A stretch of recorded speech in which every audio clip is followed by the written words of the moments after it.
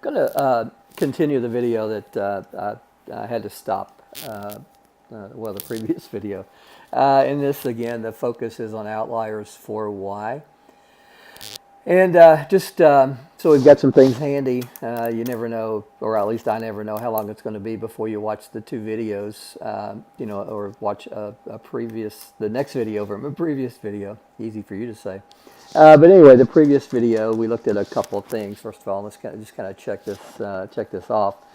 First thing we saw that the hat matrix was critical, or at least very useful in examining outlier values for Y.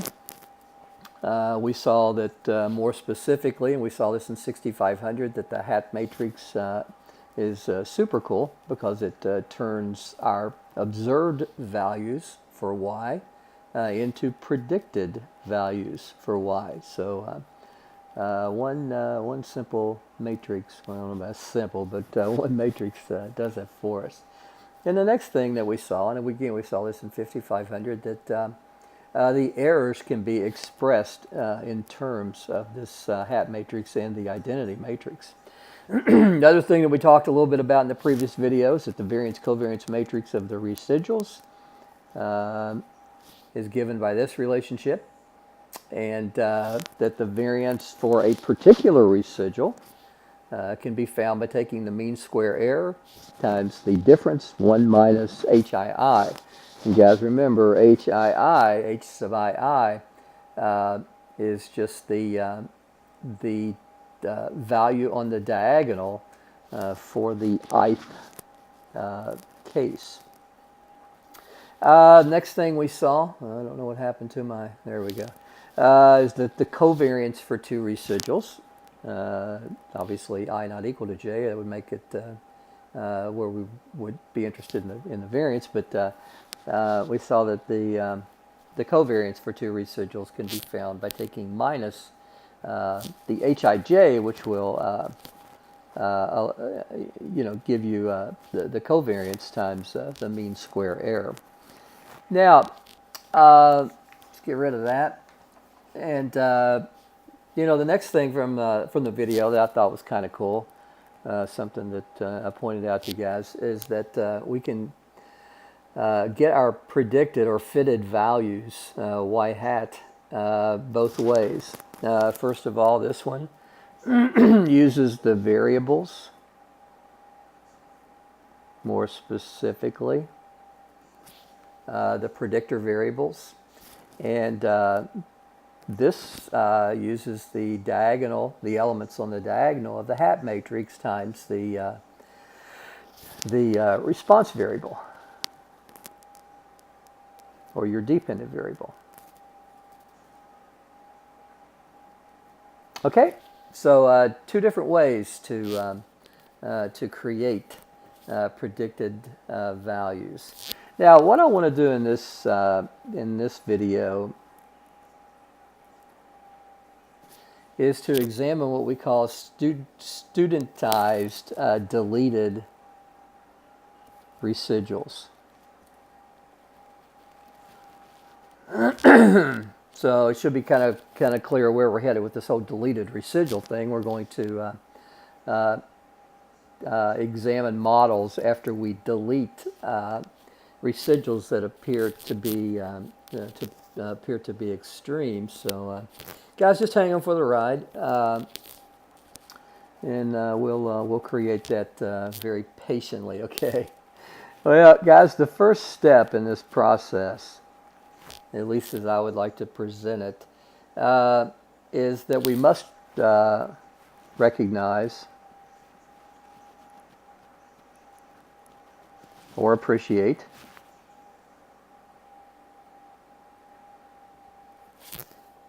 that our E sub i's may have different variances.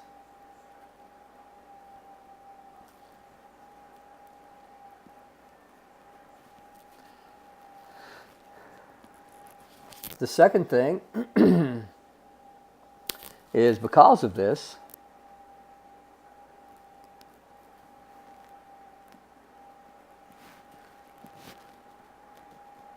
we should standardize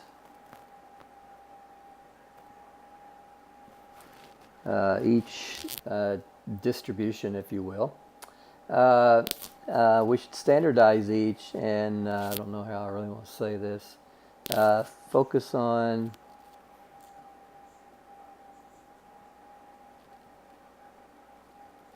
the magnitude, no, I don't know, relative to its standard deviation. In other words, what we want to look at here is we want to look at the sampling distribution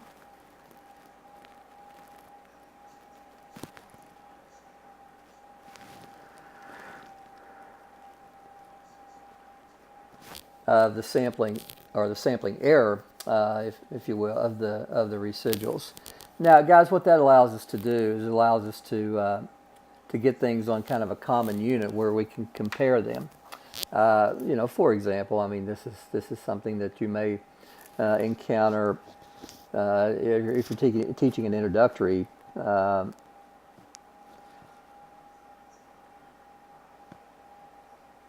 statistics course. ACT is approximately normal. One particular year they had a mean of 20.4, standard deviation 4.8, where SATs form approximately a normal distribution, mean 1026, standard deviation 209. Well, if a student has an ACT of 26 and another student has an ACT of, say, 1400, or it could even be the same student, right? And they're wondering which one of these is most impressive. Well, it's kind of ridiculous to say, well, clearly the SAT is more impressive because 1400 is a bigger number than 26. Well, guys, we know we can't do that because they're measured on completely different scales. So what we would do is we would convert both of these to a z-score that gets our measurements in terms of standard deviations above or below the mean, giving us an appropriate measure of actually comparing scores with different variances and different means. Now, in our situation, the means are going to be the same, but the standard errors, or I'm sorry, the standard deviation, the variances, we expect those to be different. Well, guys, we saw in the earlier video that you know, and I saw just as we started out here that the variance of a particular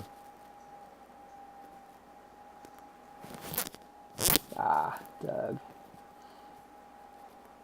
I need to write this stuff down because I speak and I have a hard time. All right, where do we want to go? We saw before that the variance of one particular error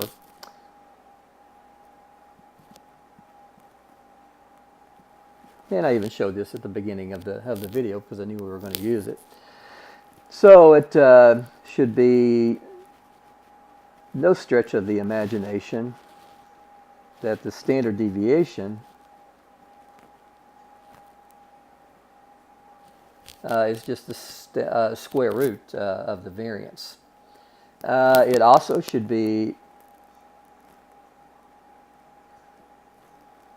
no surprise that the standardized residual is equal to the residual over the standard deviation for that particular error. Now, although the errors have substantially different sampling variations, if their standard deviations are drastically different, obviously our standardized residuals will have constant variance if our model is actually appropriate to use. So these are going to have constant variance, which makes the comparisons much easier. Well, I don't know about easier, but much more efficient, manageable. I don't know why I'm so hung up on keeping this sheet of paper right dead in the center, but it bothers me if it's not. All right, gang, next step, let's focus on these deleted residuals.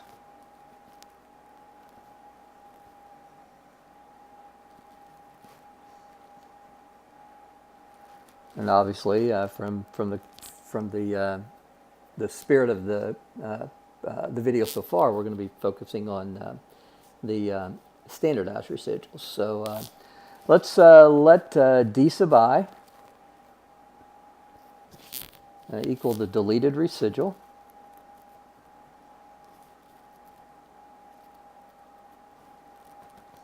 for the ith case.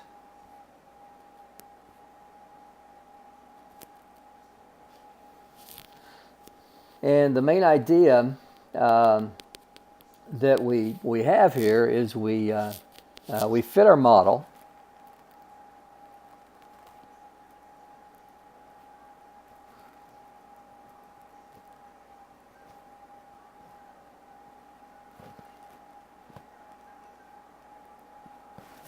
Okay, for all cases.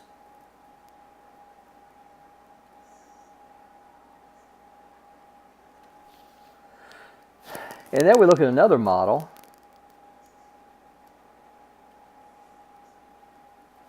On the same variables, of course. For n minus 1 cases.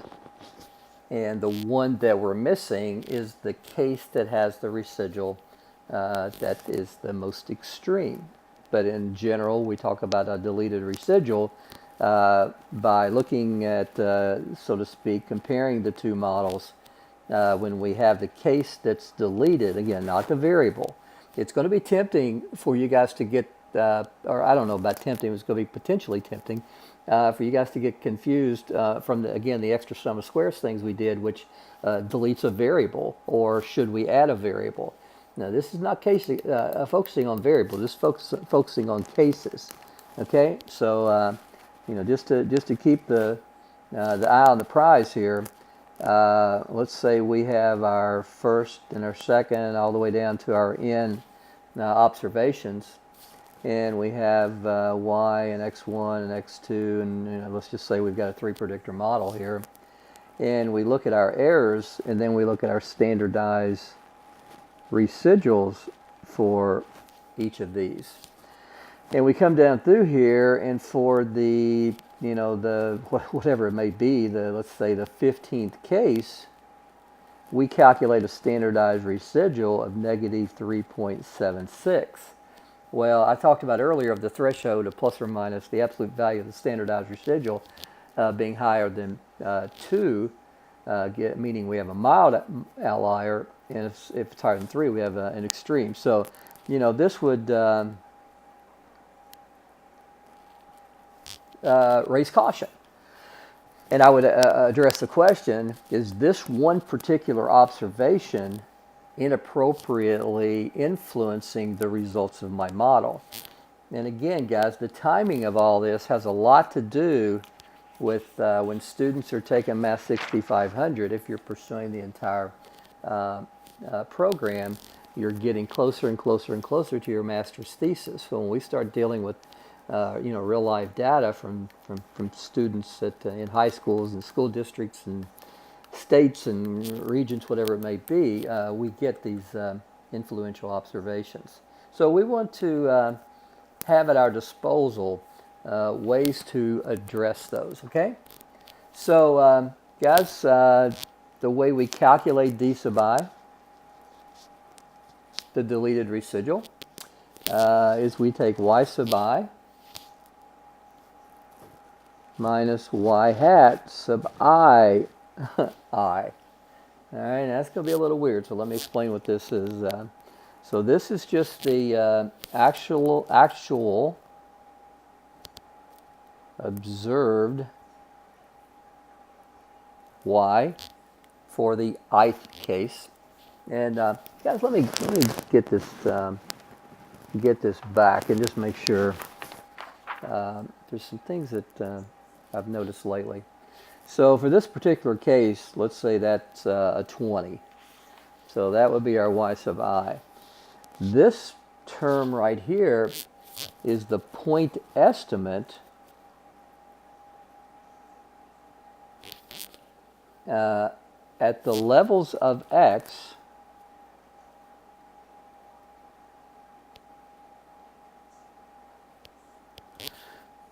for the ith case.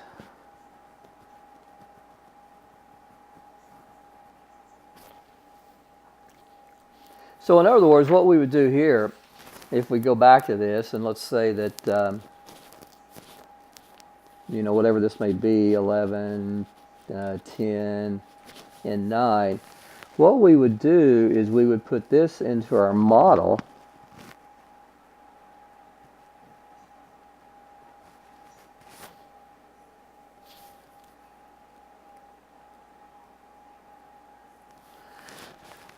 This would be the ith. This would be the predicted value for that particular case, which is going to be our, end up contributing to what we call our deleted residual. Okay. So guys, an easier expression, which doesn't require the regression model to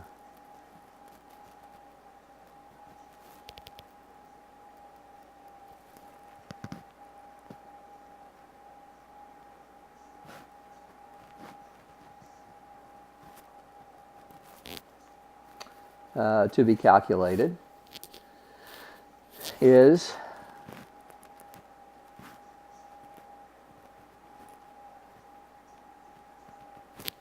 this expression. Now, I'm not going to prove that to you. That's probably going to end up being something you're going to do on your next homework assignment. So I'm not going to prove that here because that would kind of take the fun away from it. But you guys notice that in our hat matrix,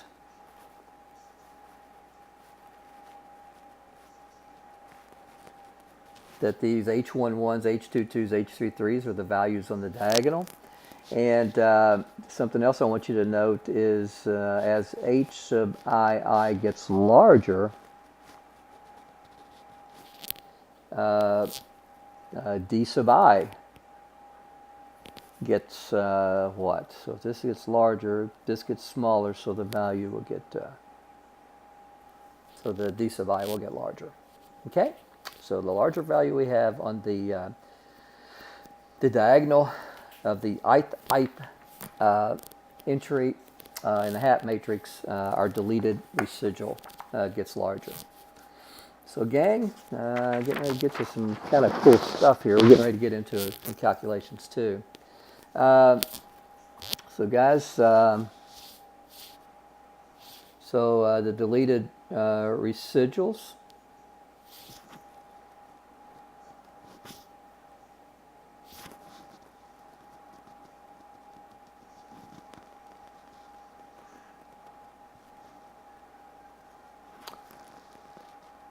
May be used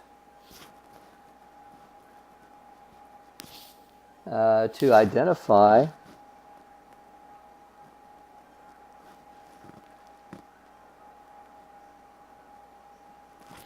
our Y outliers.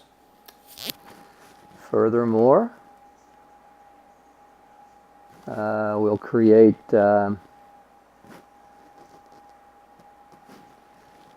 statistical test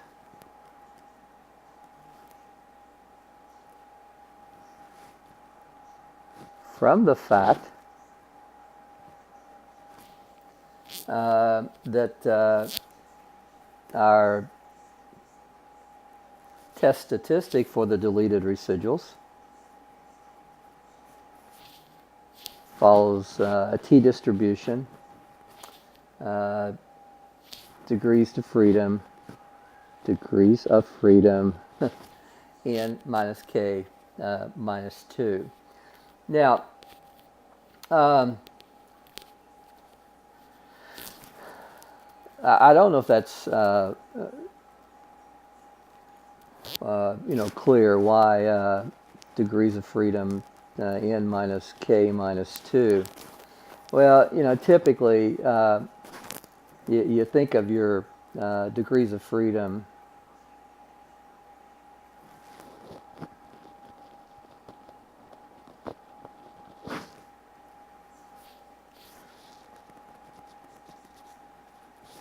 with k predictors and n cases, we would have n minus k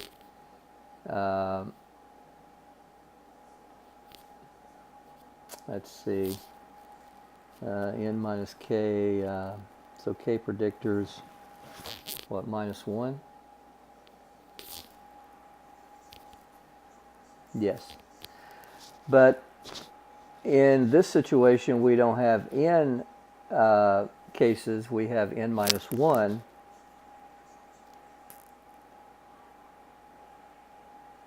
So we have n minus k minus 2 degrees of freedom for the test statistic for the deleted residuals. So, guys, I think I've just about set everything up that I want to set up. So let's get prim and proper here. Okay. So let's see how this works.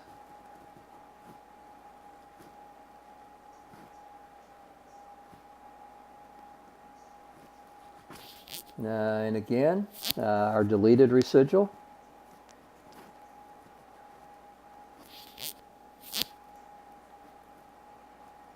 We're going to use this method for calculation.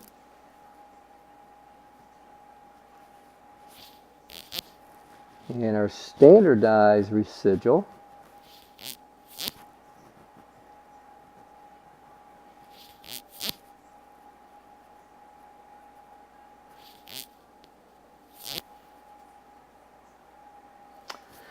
we're going to use this where S of d sub I is what we call the mean square error sub I, 1 minus HII. Now this mean square error sub I just gives us the mean square error when we have deleted the ith case. So guys, it turns out that the standardized residual can be found by taking E sub I. Again, this is probably going to be something that you're going to prove. It's really easy.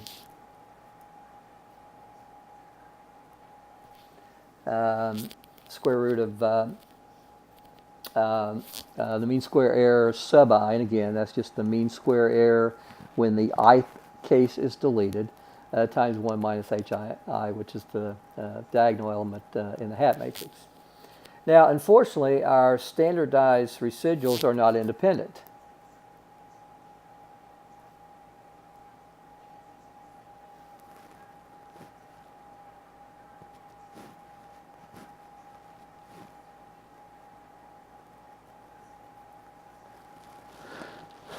For obvious cases, for obvious reasons, think the way that we created them. But fortunately, a new model doesn't have to be calculated each time. So again, the way I've got things, fortunately,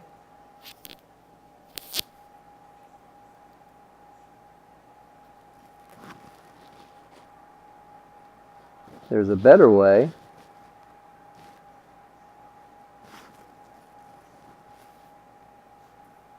Than to use this method,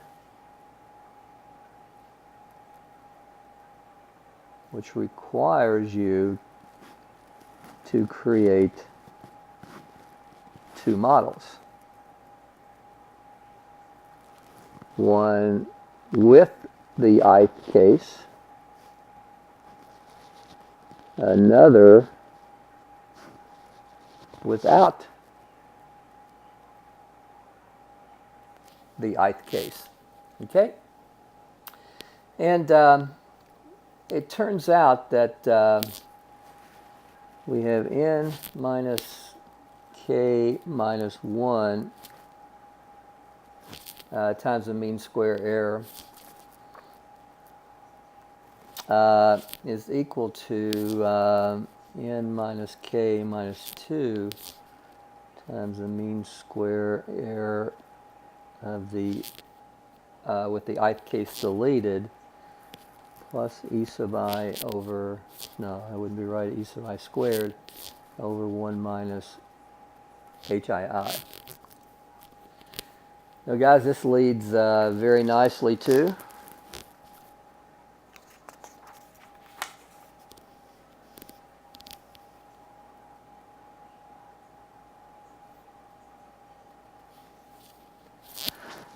us being able to calculate the standardized residual as e sub I times the square root of n minus k minus 2 over the sum of squares error times 1 minus hii minus ei squared. So the error for the ith case squared. So guys, this is really, really cool right here. So the formal test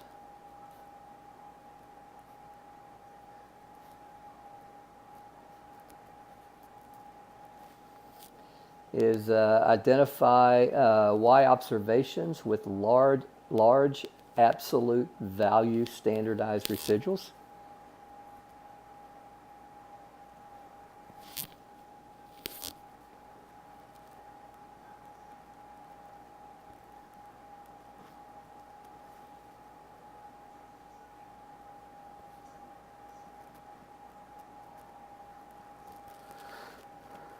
And again, the beauty of this process right here, and I want you guys, I'm going to put flashing neon lights around this right here. What's the beauty of this process compared to the process that I gave you on the previous page? Well, guys, the previous page requires what's called the MSE sub I. So the MSE is the mean square error for the full model with n cases. The MSE sub I, in parentheses, is the mean square error of the model without the ith case. So that would be with n minus 1 cases included in the analysis. So guys, choose the largest.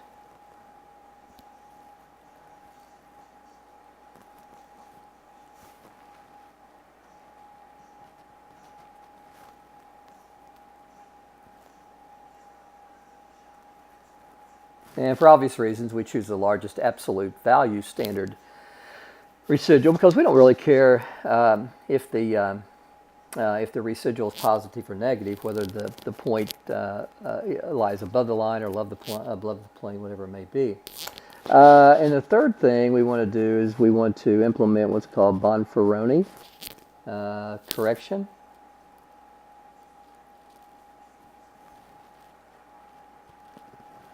Which, by the way, is actually a very conservative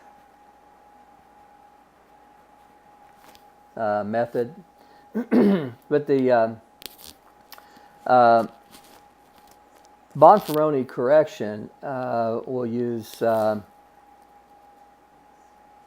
1 minus alpha over 2n as the well, think about that kind of as the percentage, and even think about it a little bit more. It's, you know, as our alpha, and you know, obviously, as I said earlier, the degrees of freedom are n minus k minus 2. All right, gang. Let's do some stuff.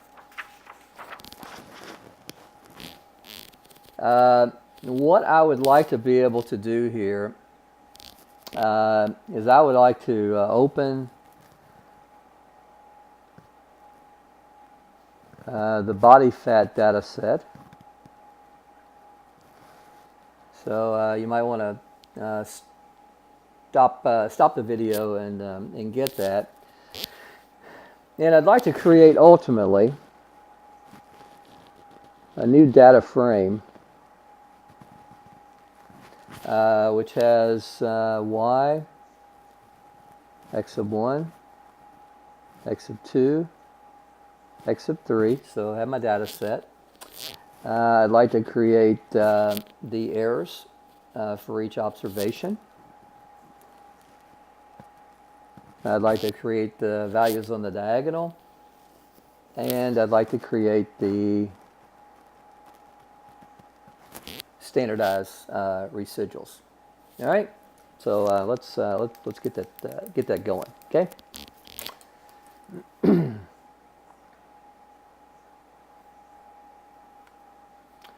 All right.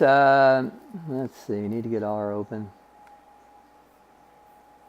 Well, that's from the previous previous video, isn't it? All right, let's get this open again. And guys, you can see I have body fat on my desktop, so I'm going to take that approach this time.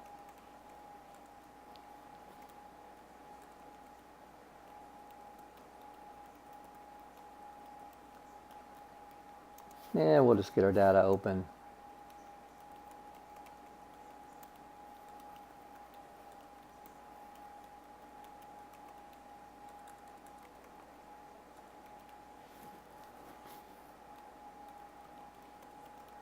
All right, so guys, we've got, if you remember, the purpose of this is to take the tricep measure plus the thigh measure plus the mid-arm measure and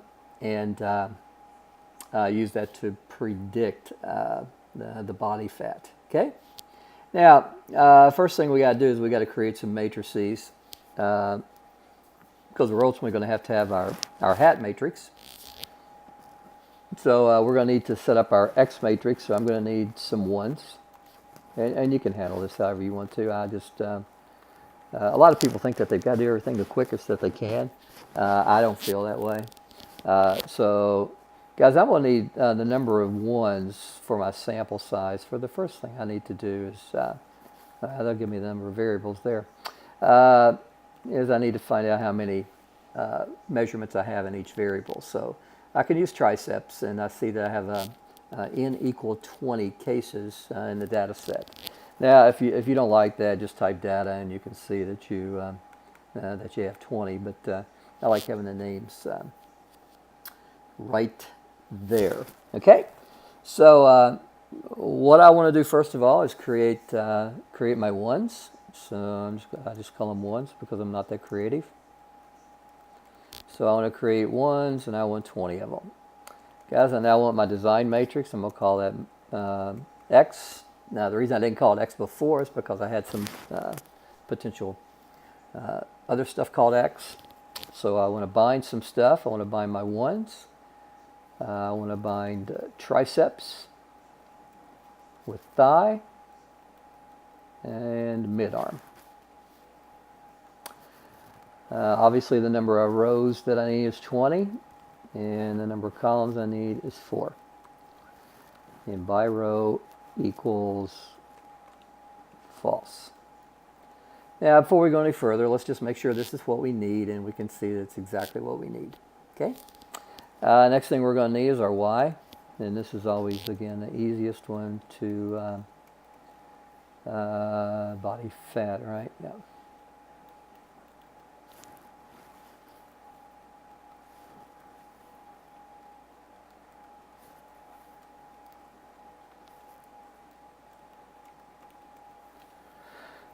All right, gang. There we go. Now, remember again, our hat matrix is, let's just go ahead and create that. I'll tell you what, let's go ahead and create our beta matrix first. So I need the inverse of the transpose of X times X. A lot easier than typing out design like we did before. Times our X.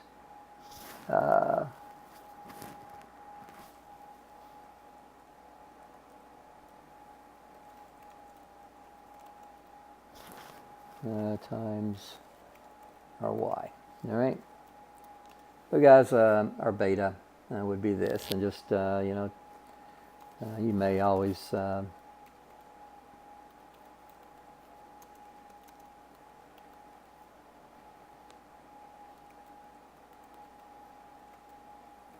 guys, this is a different order, so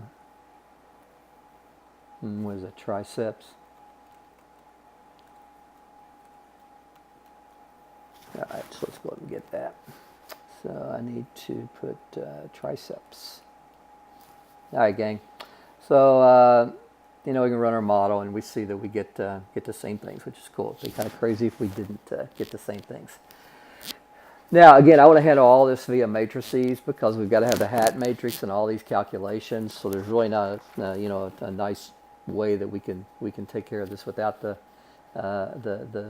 values on the diagonal of our hat matrix. So first thing I'd want to do is create the errors.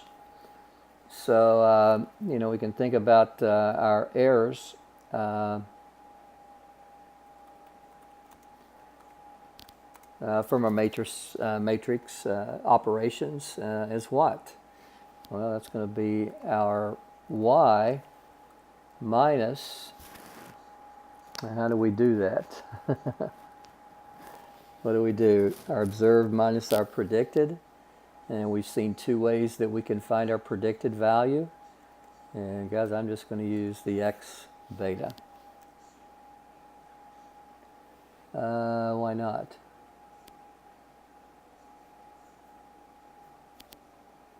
Oh, Doug. Good gosh.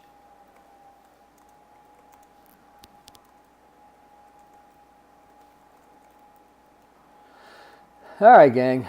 I'll be with you here in just a second. All right, gang. So there is our residuals. Now, we need to now create our hat matrix. And the beauty of the hat matrix is it's very, very similar to well, let me go up here. It's very, very similar to what we created way back here.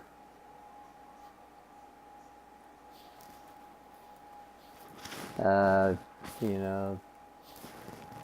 only difference is we need x there.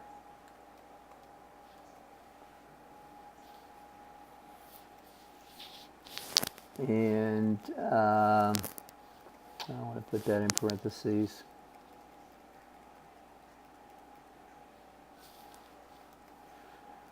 And we don't need the y. All right, gang, so our hat matrix is kind of overwhelming. It's a 20 by 20. So, again, kind of the beauty of it is all I need is the diagonals. So I'm going to call those HIIs of our hat matrix. Again, I call it H. So those are the values that we need the most. Now, guys, what I need to do now is I need to come up with my standardized residuals. And standardized residuals, so let's get this going. Now, I'm going to need my sum of squares error term, or sum of squares error value. And remember, the sum of squares error is just going to be